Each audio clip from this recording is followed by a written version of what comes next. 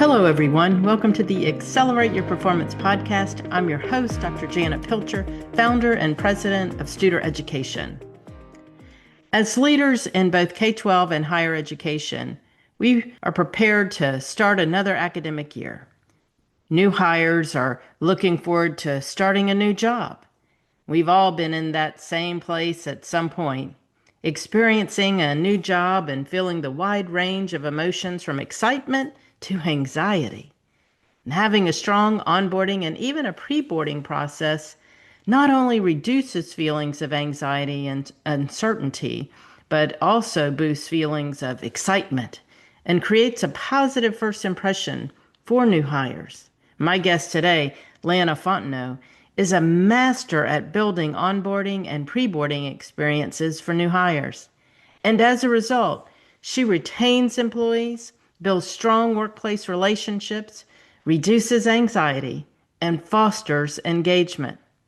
I've invited her to the show to share both the onboarding and pre-boarding model she uses and her personal experience as a new hire that instilled within her the passion for effective onboarding and employee engagement. Lana is the Vice Chancellor for Institutional Advancement and External Relations for South Louisiana Community College, or what we call SOLA-CC. And she also serves as the Executive Director of the Foundation for SOLA-CC. That's a 501c3 nonprofit organization supporting the mission of SOLA-CC and its multi-campus footprint. In these positions, she provides leadership, strategy, and direction in all areas of advancement for the college, including fundraising, grant writing, communications, marketing, and external relations. In the past 10 plus years under her leadership, the foundation has experienced extraordinary growth and momentum. I've seen that in action. Scholarship giving has reached unprecedented levels and has grown almost 30-fold since 2012. Additionally, SOLA-CC's endowment portfolio has grown more than 2,300%, and total assets have increased 1,200% since 2014. And most important, Lana is an excellent leader and just an incredible person, and I'm thrilled to have her on our show today. It's with great pleasure that I welcome Lana Fontenot to our show today. Lana, welcome to the show. Thank you so much. I'm so excited to be here. It's going to be a great conversation. I've had a pleasure of knowing you for some years now, Lana, and I've just really been inspired by your leadership over the years and your continued commitment to learning. So thank you for sharing the insights with us today. We're going to focus on onboarding, and it's a great time of year to do that because we're beginning the academic year. And so there are so many topics we could focus on, but we pulled the onboarding piece out today. So I know one reason you recently were invited by Volt, a national higher education marketing publication, to share about your onboarding and engagement practices and how you use that as a growth framework in your department. So can you take a few minutes and just talk about that and the impact that's had with your team and on employee engagement? Yeah. Onboarding has absolutely been fundamental to our division. I think at our college, we've had a great model, but I've refined it more and more over the years. But it's really setting a good first impression for your employees. I've been able to present this model at a few different conferences. And Janet, I've taken so much from Studer Education to build this model. But really, when you think about how someone onboards into your organization, just even from a national perspective, like normally about 4 out of 5 workers are anxious to start a new job. Even from a national perspective, 50% of candidates back out before the start date. That is huge. So anything you can do as a manager, as a leader from your organization to reduce their first day anxiety, it's going to improve retention, which is huge, right? Higher ed and all organizations, we spend so much time and energy and money trying to recruit the perfect candidate, but then after they join us on day one, we just wing it. That doesn't make any sense. And so I really have made it my mission over the last 5 to 7 years of being in upper management to build out a strategic framework that was focused not only on properly onboarding my division's employees, making sure they knew how they fit into the organization, and engaging them beyond that onboarding through the entire year. And you take so much interest in your team and every member of your team. And just when you hire new people in, Lana, one of the results that you produce is your team stay with you. You build that connection with them. So it pays off in the work that you do. I'm going to connect a few minutes. I love your personal story on your first day of work in higher education, sitting alone with no guidance or a leader, and you call that a crawfish boil table. And coming from Louisiana, that's a great way to put it. So tell me how that experience has impacted you and how you have used that as a way to motivate you and making sure that people don't feel that way. Well, Janet, it's a very memorable moment for me. Again, my first day in higher education ever. Definitely was not at my current workplace of South Louisiana Community College, but I like to tell it often to employees to connect to the why I feel it's so important to properly onboard them. Because whenever I stepped foot onto that higher ed campus for the first day, I didn't know where to park. And many higher ed campuses, if you park in the wrong spot, You you're getting got towed. I mean, what an awful way it. to begin a first day, right? I finally found my way to the building that I was going to be working in, but no one knew who I was. I kept introducing myself. I finally found a person who said, "Oh, right, okay, I think you were supposed to be starting today." And then I was led to an empty room where there was one of those folding tables, right, that you buy at a discount store. And in Louisiana, it's famous. We call it just, that's what we boil crawfish on and eat boiled crawfish on. And so I was like, thinking inside, like, you've got to be kidding me. No one knew I was supposed to be starting today. I had no one to really welcome me into the organization to explain what my role was. And so I really spent the rest of the day just trying to look busy, figure out what I was supposed to be doing, just trying to look busy to everyone else who was passing, right? And so really it was that moment I said to myself, when I become a leader, and again, this was probably almost 20 years ago, whenever I become a leader in higher education, I'm going to make sure no one has this kind of a day, and they're going to know why they're here, how their role connects to the organization, and they're going to know that they matter. It's such a great story. And, I think we've all felt that way. I don't know if it's just higher ed or some organizations, but sometimes we think we hire somebody, they show up and, hey, they're here and figure it out. and Right. And the trial by fire is not yeah, normally very successful, it's right? not. So we've got to figure out a better way. And I think we finally are kind of starting to crack the code on it.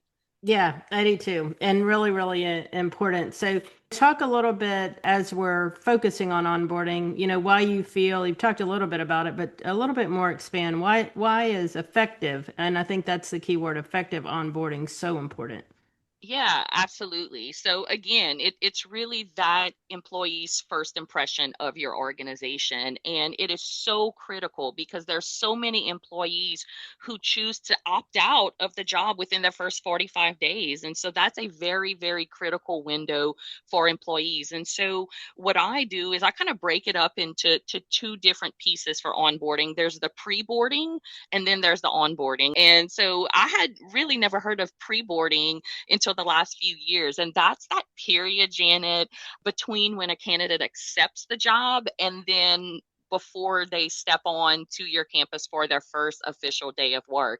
And so there's some really critical things that you could do in pre-boarding that just sets them up, that gets them excited to join your organization, and they're already thinking of how their role aligns with your organization. So at SOLA CC, the job offer goes out obviously to the candidate. They hear from human resources, IT is reaching out, but for the manager, which is me as the hiring manager, they're also going to receive a welcome email. And it's not just, hey, see you Monday, we're very excited. The week before they start, I send them a welcome email that has all of the information they're going to need to know that I was missing, right, for my very first day in higher ed. It's the arrival time, parking instructions, where to meet me, reminding them of what to bring, whether it's their social security card, proof of residency, et cetera, for HR, expectations of what is the work attire, right? Is it really dressy and professional, or is it dressy casual? But there's one thing in their pre-boarding that I take a lot of time to do that I think has really been the key to success, and that's creating a first week schedule for them. And so I attach it to the email whenever I'm sending it out. And what I do in that first week email is I'm planning out a majority of their first week. Not only am I making it a point to be present that first week as their supervisor, you would be surprised, Janet, how many supervisors are maybe at a conference or they're in back-to-back meetings those first few days. And again, those days are so critical for your new employee. But what I do is I make sure to carve out quite a bit of time with me as their supervisor to talk about the culture at our college. What are our values? What is our strategic plan? What is the college trying to achieve? And then how does our division as well as our department achieve and chart out its goals to really be able to scaffold up and support the college's goals? I talk about their job description, show them the org chart. Where do they fit into not only the whole college's org chart, but the divisional org chart? Introduce them to critical software. And then I do a lot of team introductions, and I even plan pre-schedule one-on-one meetings with people and departments that they are going to be working with the most, so that they could really learn how they're going to be interacting and what their role is going to be with some of their kind of top user colleagues at the organization. So they can review that before they even step onto campus. They're confident, they're excited. It kind of reduces those first day jitters for themselves. And then whenever they step onto campus, they're starting to execute all of those meetings, Janet.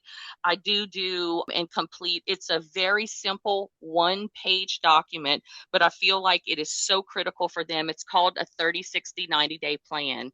And it's things that I expect for that new employee to achieve in the first 30 days, their KPIs, right? Their key performance indicators, some goals, some first assignments, where I expect them to be first learning about the organization. And then in 60 days, where I want them to be a little bit more comfortable in their role and starting to become a little bit more independent. Again, different assignments, new KPIs, next steps, etc. And then at the 90-day mark, which they should really, like a butterfly, be beginning to fly, do things quite independently.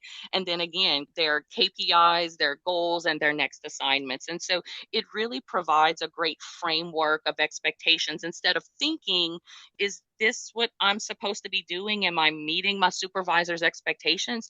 Employees, when they come on to our division at SOLA CC, it is extremely clear what we expect out of them out of those first 90 days during their onboarding period. Gosh, Lana, the specificity of what you give your new employees, so critical. And I mean, I was thinking you could write almost a textbook type of process that people could follow. I'm not kidding. And we read so much about the stats on how many employees don't make it through the first 90 days. I mean, you've hit the nail on the head. I mean, you've hit the mark here with really solving that problem. And one of the things that reminded me too is, as I've thought about people, I've really focused on Mercurio's definition of people need to know they're valued, and they, need to know that what they do shows value. And you just have so many examples of how you do that in those first 90 days with employees. So just such nice work. Your employees are lucky. Your new Oh, lucky thank to have you. you. So let's talk. Janet, something Please. else I just wanted to add that I've inserted in the onboarding for my newest employee who just came to the college about 3 months ago is I've really been diving deep into literature and research about how many employees feel that what they're doing does not align with their job description. And so you sometimes hear people at organizations saying like, yeah, my job description, I'm not doing any of that. I'm doing something completely different. different. And that really bothers me, because when there is that misalignment, that's where you get problems of disengagement. And again, Mhm. feeling like your work is not valued. So the last thing I've added on that I did fail to mention when I was speaking to your earlier question was, I now go through that job description, Mhm. print it out for them, because when you think about that candidate, they were probably applying for Yeah. multiple jobs. They may not have seen that job description since they applied for your job a month, 2 months, 3 months ago, right? So I go back through their job description, and through each bullet point, I delineate very tactically the task that that person is going to be doing. Unfortunately, in higher ed, we love word salad, and sometimes job descriptions, for good reason, can be broad. But at the same time, I want that employee to know that, okay, here is what this bullet specifically means, and what task or tasks I'm expecting you to do that connects directly to this bullet. So my new Good. employee, we had a whole printout, and I color coded it to show that these are the tangible things that you can directly align your job description to. So again, it's a new Great. piece, it's an added piece, but Mhm. they can see that direct linkage now. It also keeps us true to making sure those job descriptions are good and accurate and what we need, and provides that good communication tool. So, again, how appreciative we all would have been to be a first time employee in an organization and receive what you've just provided to your new employees. I wish I'd been given the kind of onboarding experience that Lana offers her new employees. I think I would have felt more secure and prepared, and I wouldn't have felt like I was sitting at the crawfish boil table alone. It's natural for new hires to start a job feeling anxious, but as leaders, we want to temper those feelings as much as we can, because we don't want to lose people we hire. And we want to retain people by providing the structure, expectations, and support mechanisms to ensure their success and retention. According to Lana, these support structures begin even before the first day, and they continue well beyond the first days and months of a new hire. And we need to keep people engaged well beyond their hire date to support and retain them. This connection between onboarding and employee engagement is so important that it is the topic of the rest of my conversation with Lana, which I'll share in our next episode. I hope you will join me again next week to hear Lana share how to keep employees engaged beyond the onboarding time period, and how onboarding and employee engagement impact organizational culture. Until then, let's be intentional in preparing for new hires, because in their success resides our success. Have a good week, everyone.